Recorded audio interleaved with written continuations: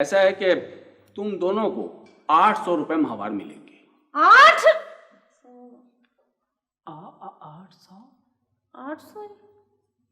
تم لوگ ملک صاحب سے جو رکا لے کر آئے تھے اس میں تو 800 روپے ہی لکھے تھے، کیوں جان؟ یس بیبی جان۔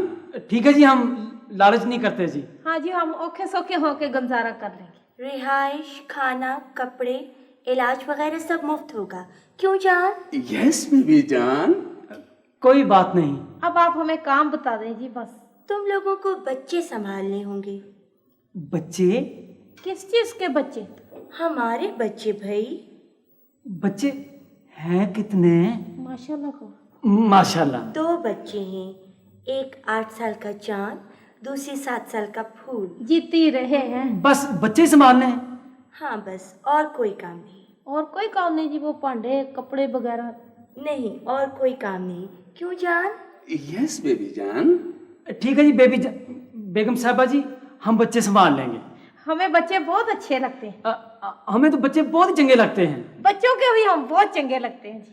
ٹھیک ہے جی، ہم کام شروع کر دیں؟ پہلے تم بچوں سے دوستی کرو، اگر تم ان سے دوستی کرنے میں کامیاب ہو گئے تو اس کا مطلب ہے تمہارا کام شروع ہو گیا، کیوں جان؟ یس بیبی جان، اگر بچوں نے ان دونوں کو قبول کر لیا تو بس ان کا کام شروع ہو گیا۔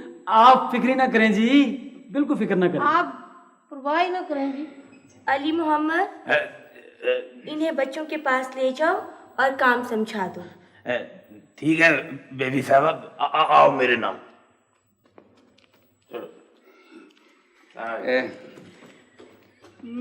فیکٹری کا وقت ہو گیا ہے بیبی جان، میں اب چلتا ہوں۔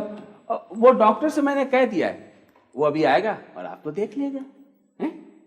خدا حافظ بیبی جان۔ ٹھیک ہے جان، خدا حافظ۔ خدا حافظ۔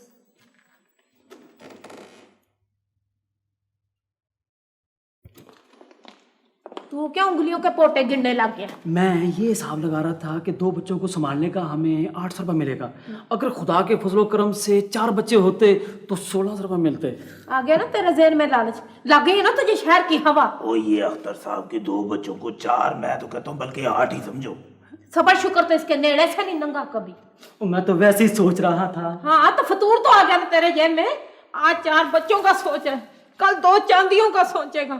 چاچا نے مجھے چلتے ہوئے سب کچھ بتا دیا تھا کہ سونے کی اسی بات کا خیال رکھنا، اسی سے۔